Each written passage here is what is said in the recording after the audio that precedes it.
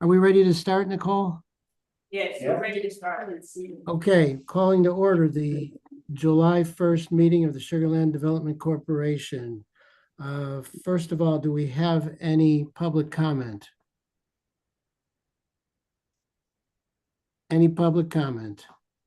No, sure, not. No? Okay, thank you. Then we'll go to item number 4, minutes. Consideration of and action on the minutes of the April 1st, 2025 Sugar Land Development Corporation meeting and the May 2025 Sugar Land Development Corporation and Sugar Land 4B Corporation joint meeting. Do we have a motion? Mr. Chair, it's your attorney standing here. How are you? Yes, Yes, the Open Meetings Act requires the person who chairs the meeting to be in person. So while we can count you as a quorum, we cannot allow you to be the chair of the meeting since you are not physically present. wow. Well, I'm glad that you're here, Madam Attorney, because I've been told for this entire week that I needed to convene the meeting and that I could turn it over for an election for a temporary chair. But I am delighted to allow, if I understand Like, correctly, get out of order and go ahead and elect your new chair and then hand over. I think that will be sufficient because that will be in compliance with the Open Meetings Act. okay, the Yes, temporary that chair. action will be So this challenged. temporary chair for this meeting only. Thank you, sir.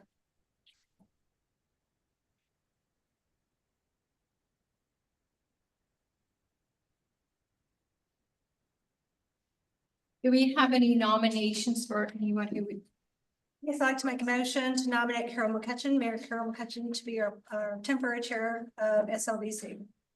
I second it. Second by Rick Miller. All those in favor say aye. Aye. Raise your hand. Aye. Any opposed? All right, it passes. Okay, okay, so anyway, item number 3, public comment. Do we have anyone scheduled for public comments? No, Chair, we do not.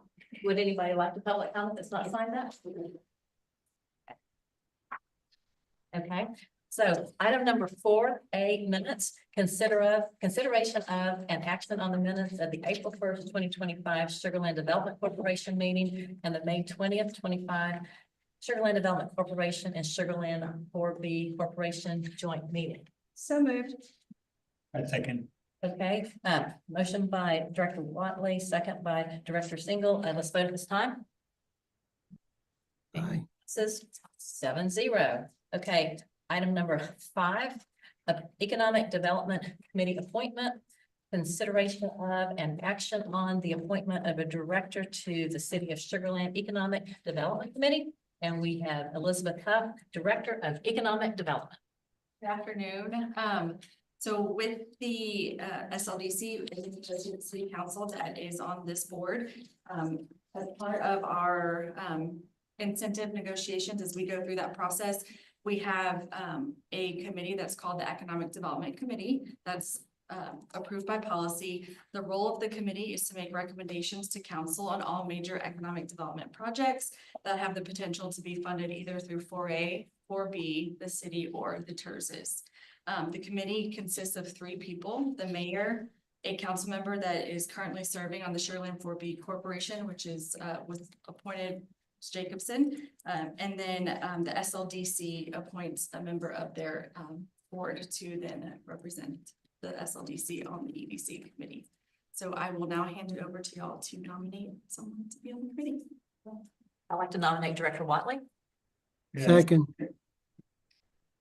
I second. Okay, all those in favor say aye. Aye. Okay, passes 7-0. Okay, item number 6A, contracts and agreements. Economic Development Performance Agreement with Applied Optoelectronics, Inc. Consideration of and action on authorization of an economic development performance agreement with Applied Optoelectronics, Inc. in the amount of $2 million. And we have Jennifer Alexander, Business Development Manager. Hi, we have some new board members. My name is Alva Johnson. I'm the Assistant Director of Economic Development and Tourism. I wanted to introduce Jennifer Alexander. She's our Business Retention Manager and leads all our business retention and expansion projects. And she'll be presenting this project today to you.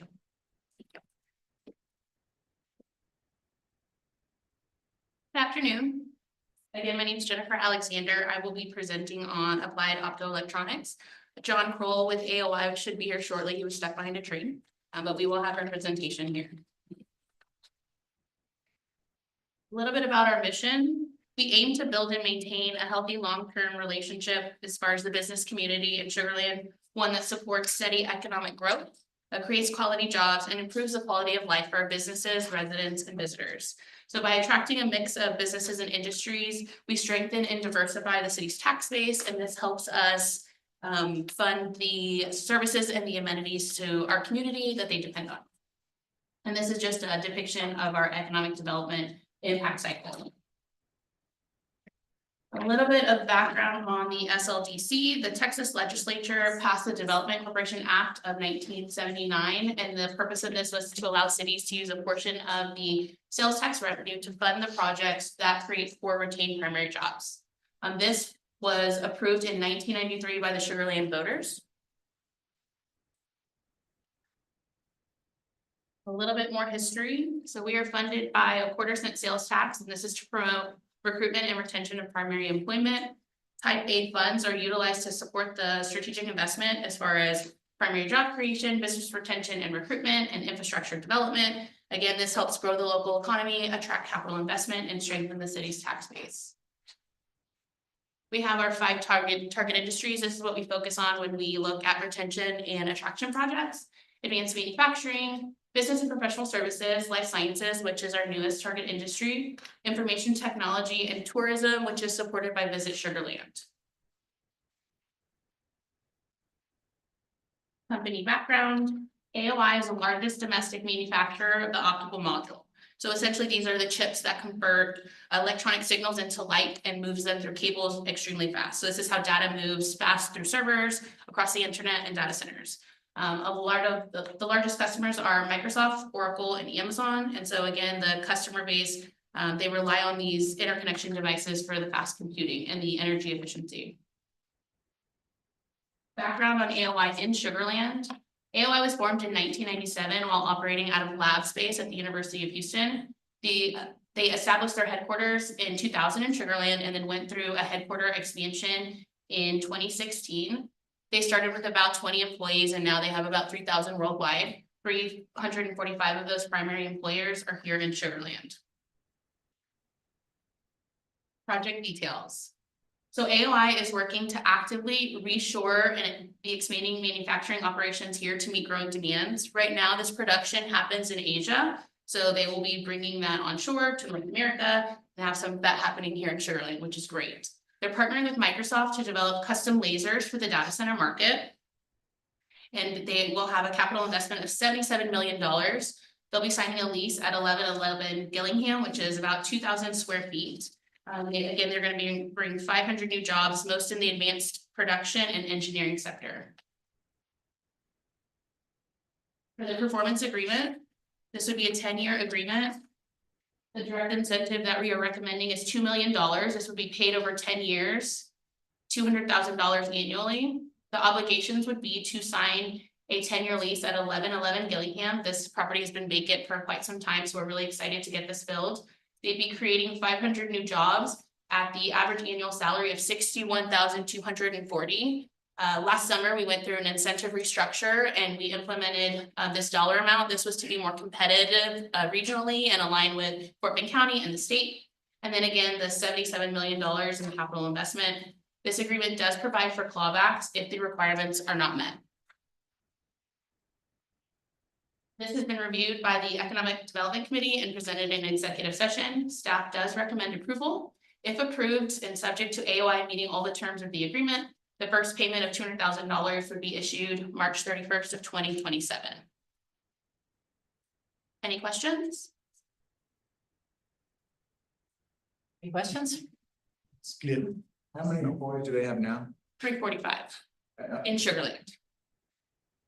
The additional employees is in addition to the 345 or that included? Yes, and the agreement is written to retain and create. You have a motion then? Motion to approve? Okay, I second it. Okay, motion by Director Vetcher, second by Director Single. Let's vote at this time. All those in favor, say aye. Okay, that passes 7-0. Thank you, Jennifer. Okay, so item number 7, fiscal year 2026 budget. Review of and discussion on the proposed fiscal year 2026 budget. Justin Mayorado, Assistant Director of Budget.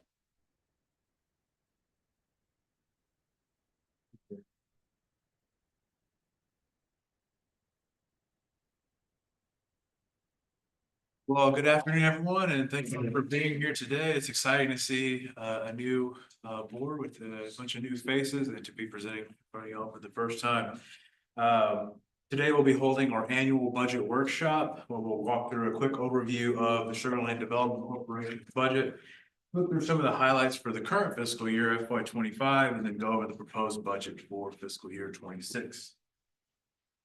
So Jennifer stole a little bit of my thunder on the background here, but the SLDC was established back in April of 1993 as a nonprofit under the Texas Development Corporation Act. Was approved by council and is funded through a voter approved type A sales tax of 1/4%. I have two charts here just to kind of help visualize that. On the left side, we do have visualization of the maximum allowed sales tax rate in the state of Texas of 8.25%. 2% of that comes or is allowable for local allocations. City of Sugar Land utilizes that full 2%, and we currently split that 75% to our city's general fund, with 12.5 going to each of our sales tax development corporations, getting to that 1%. Generally, the activity and the expenditures within the SLDC can be kind of categorized into these 4 main points. One of the first being capital projects that typically consist of direct funding for infrastructure, site development, and other eligible improvements that support business expansion and job creation. We have debt service as well. That covers the principal and interest on outstanding debt issues for specifically our sales tax revenue bonds that have been issued in the past. We do have transfers out. That includes transfers to our city's general fund, which reimburses salaries and benefits for economic development staff, which are budgeted in the general fund, but provide a high level of support for administering those type A type projects. We do have a transfer to our city's debt service fund. That is separate from our normal debt service, and that it is the city issuing combination tax and revenue bonds, which are officially obligations of the city, but we've structured a more flexible financing agreement to use multiple sources rather than issuing individual debt structures, say one under SLDC and another under 4B, or one from the hotel occupancy tax fund. And then lastly, we have transfer to our airport fund. It's about $50,000 annually that goes towards supporting international marketing and helping to leverage the airport as a regional and international asset for economic development. Now, on the bottom here, we do have, I kind of grouped together economic development activities together, inclusive of the program operating budget. Supports typically your day-to-day administration of those type A projects and initiatives. We also have incentives under that will fund performance-based agreements to attract and retain targeted businesses, just like Jennifer presented on. And then we have the reserve for opportunities, which here we call RFO. That's typically budgeted on an annual basis and is used and maintained for strategic high impact projects and to address them as they arise with the time and response. One question, how much is the total outstanding debt? How much is the total outstanding debt we have? I don't have that for you today, but I can get it for you. Okay. Sure. So with that, we'll jump into just a quick review of the current fiscal year, so a few highlights and how we anticipate to end the current fiscal year. First, looking at the performance of sales tax, our primary funding revenue source, right? We can see the historical performance on the left side has been strong, with actuals coming in each year over budget. Actuals in the green and budget in the blue. On the right, that trend has continued into fiscal year 25 to date. You can see here through June allocations that we received. those being on average 10% over the monthly budget. We currently anticipate that trend to continue through the end of the fiscal year. But if that does actualize, we'll see roughly 900,000 in additional revenues over what the original budget estimated. Just a couple additional highlights from the current fiscal year, along with that strong sales tax performance. We've had one budget amendment with the SLDC so far, allocating additional funds for the debt service payment that's associated with the Smart Financial Center. Back in 2013, we did a couple of different bond issues to fund various pieces of the construction there. We had one that funded, I believe, the part of the parking in the plaza there was initially being repaid with hotel occupancy taxes, and we've since then had an amendment to move that over to being funded by the SLDC to free up that more restricted hot revenue for more tourism uses. And then we also have on the Reserve for Opportunity side, two agreements that's been previously brought to the board. We have 1.5 million for that year one of plug and play incentives, or agreement known as the Founding Anchor Corporate Membership Agreement. And then we have 1 million for due diligence associated with the recent Imperial property purchase. But just on your previous slide, is there a time lag between the actual sales revenue and when you show it on your chart? When we actually receive it, is it a couple month time lag? So the sales tax revenue, when we receive that, the actuals for July should be coming here in the next week. And the actuals would be based on sales that occurred 2 months prior. So that, yes, that's So a little bit of a lag there. And when we get the data from the comptroller. And so kind of wrapping all those things together, you can see our strong sales tax performance coupled with higher interest income from investments result in an estimated 1.3 million in additional revenue over the budget estimate. Expenditures of 15.87 million remain as budget. We capture both FY25's originally approved budget and that year-to-date amendment. This 1.3 million in additional revenue brings our net income, our ending and available fund balances up, and leaves the corporation planned to end the fiscal year with 18.43 million in fund balance over the policy and a healthy bond coverage ratio of 1.72 times coverage. As a reminder, the SLDC does have a policy requirement to keep 15% of budgeted sales tax and fund balance and to meet 1.25 times coverage on the debt. All right, if I have no questions on fiscal year 25, we'll jump into next year's proposed budget. Right. Starting off with revenue from FY26, we do have sales tax projected at 9.6 million. This does estimate growth from the current year's recurring revenues by the regional CPI at 3.71%. Yeah, interest income of 1 million, that's estimated based on that beginning available fund balance of 24.6 million and our current portfolio yield of 4.27%. Our chart here on the right just kind of gives us a visualization of the different investment vehicles that the city utilizes. The majority of it is in our investment pools at 40% and 32% agencies. Previously, we did have miscellaneous revenues and TERS 1 assignments. Those are going away in fiscal year 26. Currently, we're booking about 30 to 50,000 in the miscellaneous, and that comes from an agreement with the Smart Financial Center for what we call participation rent. The tier structure for every ticket that they sell over $5, they make a contribution. I believe it's either $1 or $2, depending on how many tickets they sell. Our plan there is to reallocate that, since it's not a restricted type A sales tax revenue, to our city's general fund to support the redevelopment program there. And then third one, that's going away as we're assuming that that entity is dissolving in this coming December as originally planned. So Justin, is the regional CPI, is that the Houston Metroplex area? Yes, ma'am. That includes the Houston Sugar Land, I believe it's the Woodlands MSA. All right, so moving on to planned expenditures for 26. For next year, our economic development activities does include 1.2 million for the program budget. That is an increase of about $500,000 because we do have some funding there planned for a FIFA sponsorship program with those games coming to the Houston area next summer. We do have 4.1 million in incentives, which includes the various direct incentive programs that we have to date, as well as year 2 of the plug and play agreement. That'll be another 1.5 million.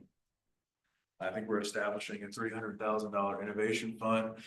And I'll have to lean on our staff here if you want some more details on those specific projects.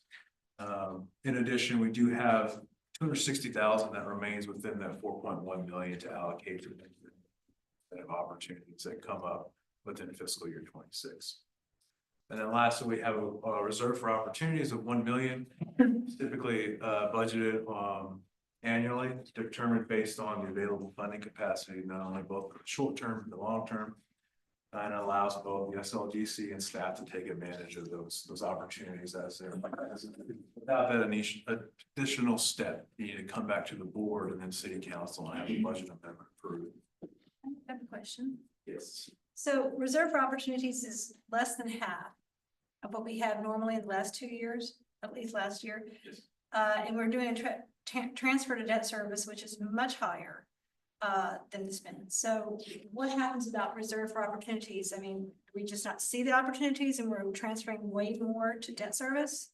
So the increase in the debt service there is part of us seizing an opportunity, right? So that is that certificate of obligations that we just issued to purchase the Imperial property. Currently, it's structured that 50% of that debt is repaid by the SLDC. So within the available revenues and fund balance for this current fiscal year, as they're currently anticipated, we have room for 1 million. But it's evaluated each year, and if we were to see sales tax performance coming in higher year to date next year, we could come before you with an amendment to potentially increase that. So you're expecting that to offset the difference? Correct. Okay. We reduced the RFRO to be able to have funding capacity to fund that debt. But why are we being so aggressive on debt service? So that is going to include, I'm going to say it's 2.6 million or so. It's 50% of the CO issuance cost, the principal and interest. So then you talked about the Imperial. How long are we stuck with that debt servicing for that project you're talking about? For 10 years, 20? That'll be a 20-year. 20-year service amortization. Yes, sir. And that's $1 million per year, or what's the number for that? It's roughly about 2.6, and it kind of tapers off as we pay that down. Okay, exclusively coming from these funds? From SLDC, and they're currently scheduled at 50% each. There was an agreement signed with those a couple months ago prior to issuing that. We did at one time plan to potentially utilize some of the hot revenues to offset that if it were to have an opportunity arise, or we could reduce the trade provided the SLDC is working. So just like you prepared this statement, could you guys prepare us a statement with the actual debt servicing and where it's all going to? Just where what's still on the books and what's phasing out? Yeah. Okay. And do we pay interest on the debt? What rate of interest we pay? I want to say it was just over 4% was the total interest cost on that. And then for the program budget, is that at the staff discretion, or how much of that has oversight from city council? I would say that at this workshop would be an opportunity to weigh in on that. Alba, if you have anything to add to that. I think we're open to, I guess, the call on the program budget. It also covers our expenses when it comes to business, recruitment, retention, anything related to conferences or recruitment missions that we go to. Our marketing is obviously heavily included in that. Any consulting services that we contract out. And this is about double what we've had in the past. The reason it's higher is because we're including that 500,000 for the FIFA sponsorship that will be coming to council here soon. Okay, that's what I'm curious about, is if that's coming to council or we're just kind of pushing it through. No, I mean, since it's a workshop, we put it in here just because we wanted to make sure that we allocate it and like that we showed it and not have to do a bunch of moving around. And we did go to EDC before the elections. And so now that we're very close to getting the final contract back from FIFA. And so once we have that, we'll shop it with the boards and then we will bring it to y'all for final approval. Is the AOI, the project we talked about a minute ago, that $2 million incentive, is that coming out of the 4.1, or at least next year's version, portion of that will come out, sir. We have that forecasted. So how much do we have left then to play around with? For instance, we have the 200K per year for AOI. I think there's other incentives that are already prearranged, right? So then how much is fixed versus how much is flexible to still give out? Then that 4.1 is about 260,000 currently. It's flexible and everything else is already assigned? Wow. Of the past incentive we gave or committed. And is that fixed for foreseeable future or is that just a short term? So that's just for the current fiscal year based on what the available balances are in revenue, but as new incentives come up, we can evaluate and typically adjust those each year and present them annually to the board. Yep, and we've got a budget and compliance analyst, John Lee, he's on our team that evaluates every, depending on what the timing is of the performance agreement, he goes through all of the obligations of every company, and so we have to budget for what we agreed to in the agreement, so some company might be 25,000 a year, but they may not meet all of the requirements, and so they may not, we have a reduction schedule. So depending on if they hit the job numbers or the salaries or the capital investment, they may not get that full 25K or whatever it might be, but we have to budget for the full just in case. All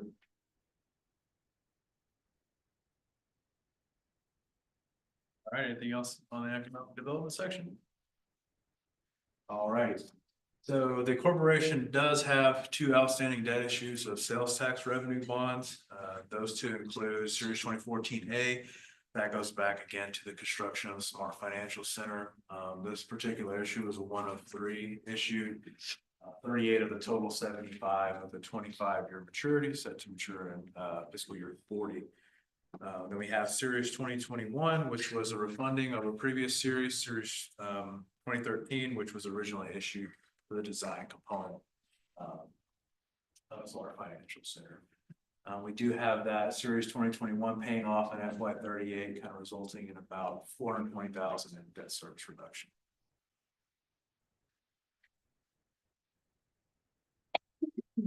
Have our scheduled capital projects. So these are funded by the sales tax revenue, typically by 2 different avenues. The first one being non-bond transfers. Those are typically budgeted annually for smaller projects based on available revenue and fund balance. And the second being issuing sales tax revenue bonds, which are normally for your longer term projects, 20 years with larger costs, and take into consideration what our debt capacity and coverage ratios are. For fiscal year 26, we do have 2.3 million in scheduled CIP projects. 300,000 of that is major roadway improvements that goes towards repairing the landscaping along those major roadways such as 59, 90, and Highway 6. And then we do have 2 million in major street rehabilitation. That differs in that this is the actual reconstruction and or complete panel replacement on major roadways as they get identified in that PMMP program. In the past, this would be areas like Graywood Parkway and Industrial and Commerce Green Boulevards. And I do have engineering here if we have any questions on the teams.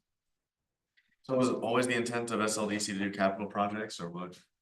Correct scope here. I think as part of the complete city capital program each year, typically look at all the potential projects that we want to take forward. And it's a shuffling of where do we have different funding sources eligible for each of them. In this case, the SLDC has decided that this is part of the program currently is to supplement the major street we have as part of the city's overall plan for street maintenance. And in addition to that, with type A funds, we're able to use them to enhance infrastructure along major thoroughfares that, where business and commerce kind of travel through. And so that is why you'll see specific intersections and specific major roadways like Interstate 69 and industrial and commerce during boulevards that are within our Sheridan Business Park that we assign this type of funding to. It goes back to that type A restricted use, right? Just out of curiosity, are we using our new asphalt overlays? That's a good question, and maybe our engineering folks could answer that for us. We are, so I'm Robert Wilson, this is the city engineer. We are going through a process to get some test areas, one area on West Airport, there we're taking it, so I'm applying to. Which one is that? District 1. That's the one at West Airport, yes. So it should be coming here in the next few months or so. Has this been in the recent past year or two, we started using SLDC's funds for CIP, or has that been something that we've historically done off and on for years? I think it's been historical, just depending on the nature of the projects. I think maybe in fiscal year 24, we had some things, we had a gap year, we didn't have anything budgeted. We're coming back this year with the plan to utilize type A revenues, CIP projects. We had some constraints when we issued the smart financial debt, so that kind of limited us. But 2019, we did the oblong, like the business park entrance signs that y'all seen. That was funded through the SLDC. And then we've done various different projects as well, like everything related to the central prison unit, Owen Road, other like remediation. A lot of money was spent over the years. And so we have a CIP that's already established that we had moved money into over the years. And so we haven't depleted that fund yet, specifically related to the central prison unit. But yes, we have a very long history of doing capital projects. Okay.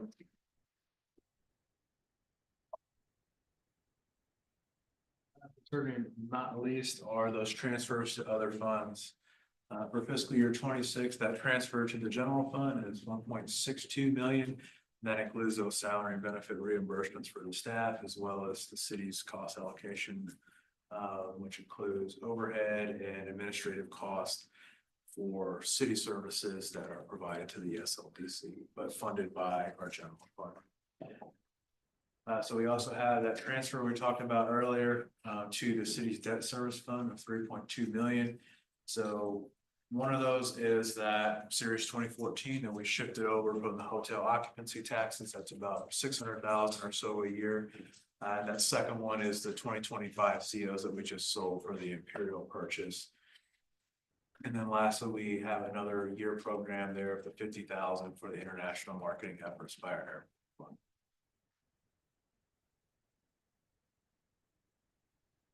Wrapping this all up and bringing it together, a summarized overview. With the assumed dissolution of TERS 1 and the reallocation of the participation rent, we're anticipating to see a reduction in revenue of about 1.3 million in fiscal year 26 from current year projections. Expenditures here are higher by 650,000. It's kind of a net impact of several different factors, including one, debt issues maturing this current fiscal year at 25. We do have that reduction to the RPRO in 26, and then we do have those debt service requirements on the Imperial debt. So these changes, with an increase in the debt service reserve, does result in us having an available fund balance of 11.7 million, which is 10.3 over that 15% policy requirement. The ratio sets at 1.81 times over that 1.25 coverage.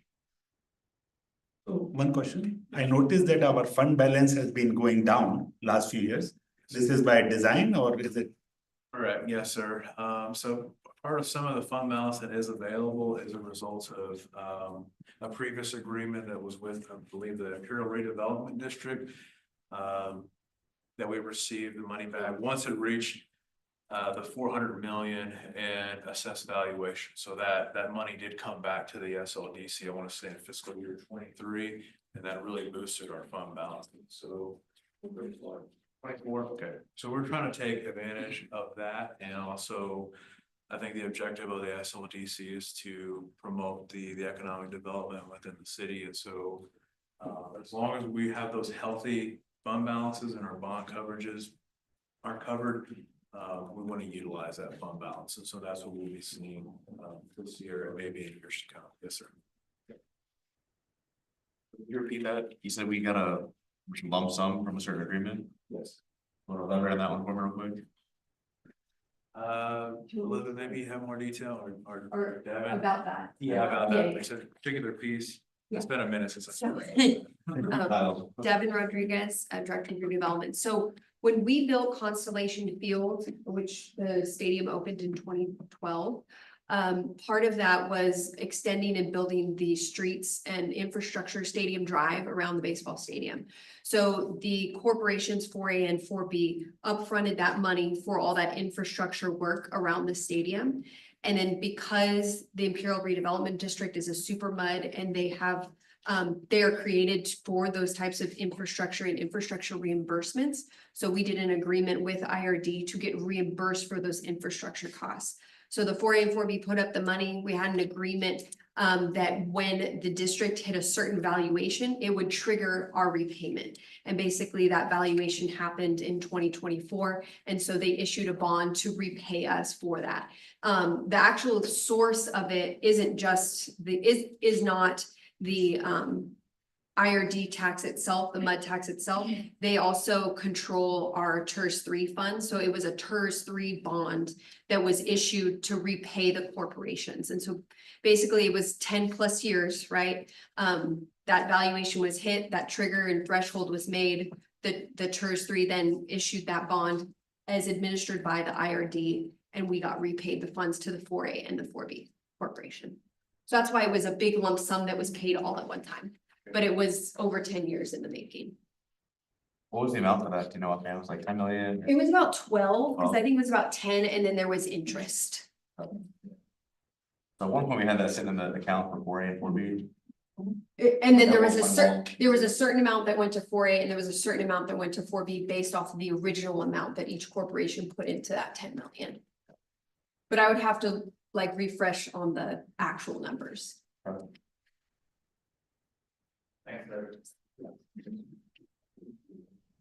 right, with that, if we have any more additional questions on 26. All righty. Thank you, Justin. So next steps, we do have a couple of next steps. So the SLDC's budget will be filed along with the rest of the city's budget with City Council on July 15th. And then we'll be back to you guys on August 5th for a review of the fiscal year 25 projections and amending that, amending the current budget to those projections, as well as the final approval and recommendation to City Council FY26 budget. We will be having a series of workshops in August on the full city's budget. The SLDC is scheduled on the program there for August 28th. And then we'll wrap everything up for the fiscal year on September 15th with the final budget adoption by council. So with that, and if I have no more questions, I'll see you all on August 5th. Thank you all. Thank you, Justin. Okay, now we have item 8, Director's Report. We have Director of Economic Development. Hello again. I wanted to take a quick minute since we've got some new faces. This is the director's report. This is an opportunity for us as staff to kind of report out to you all like some of the more recent things that have been going on.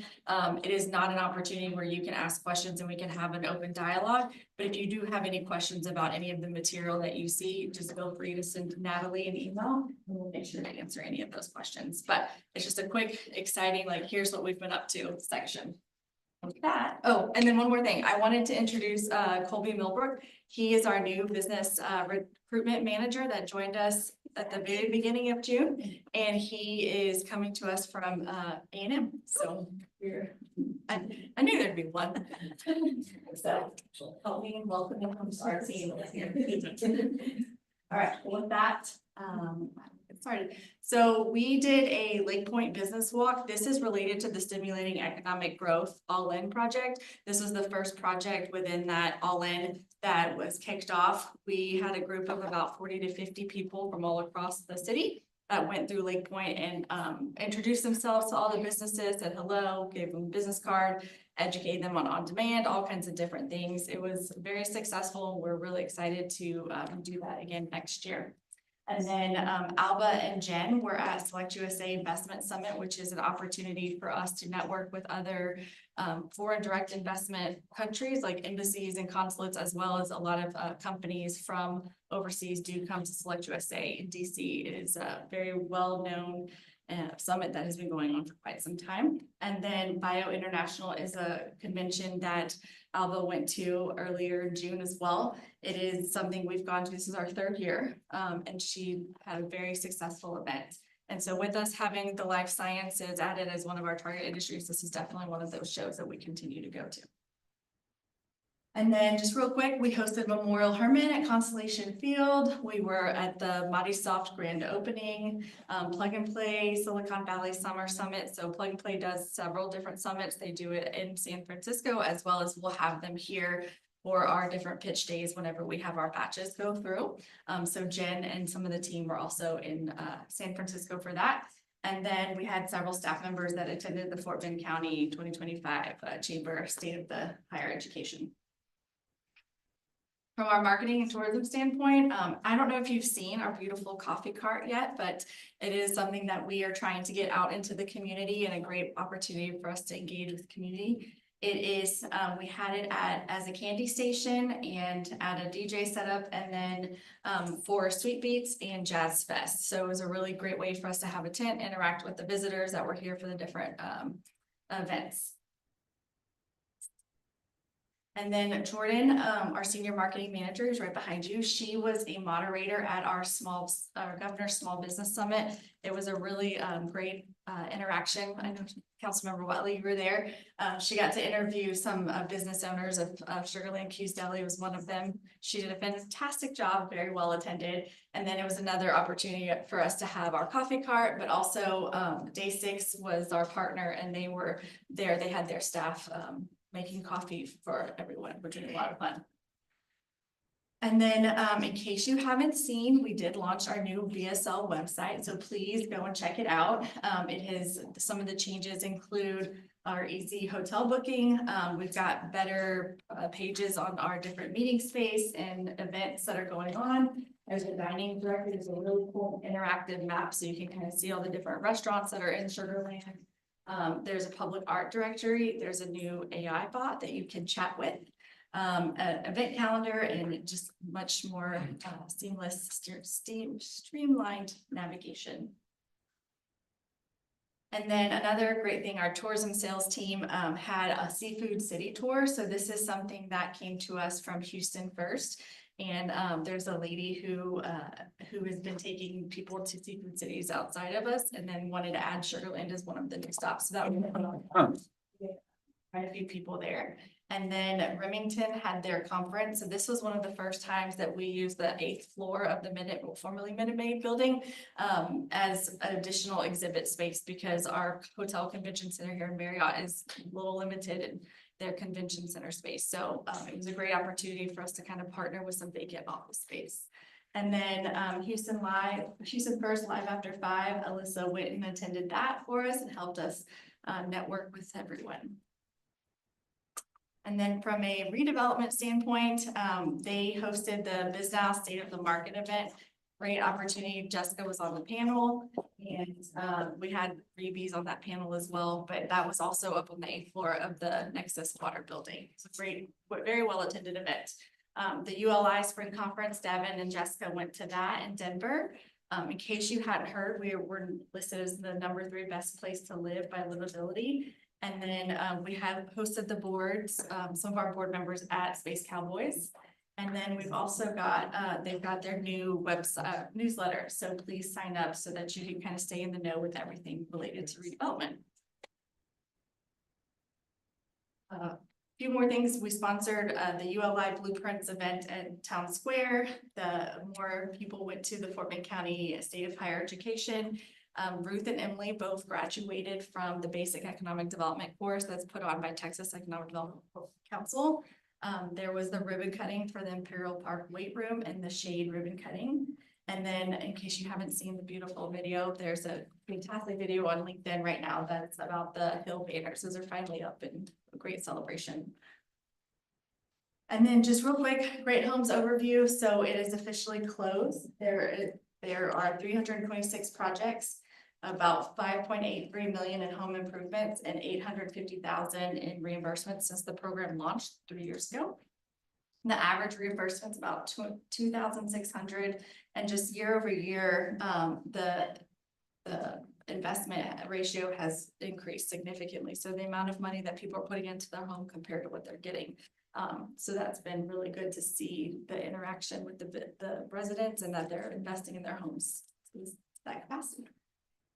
And then last but not least, I'm sure you have not heard yet, we have acquired Imperial. As you know, we close on the Denani property in May. And then we close on the other half of the property, including the Char House on June 18th. So huge win for the redevelopment team, great celebration, a lot of great news and publicity out there on that as well.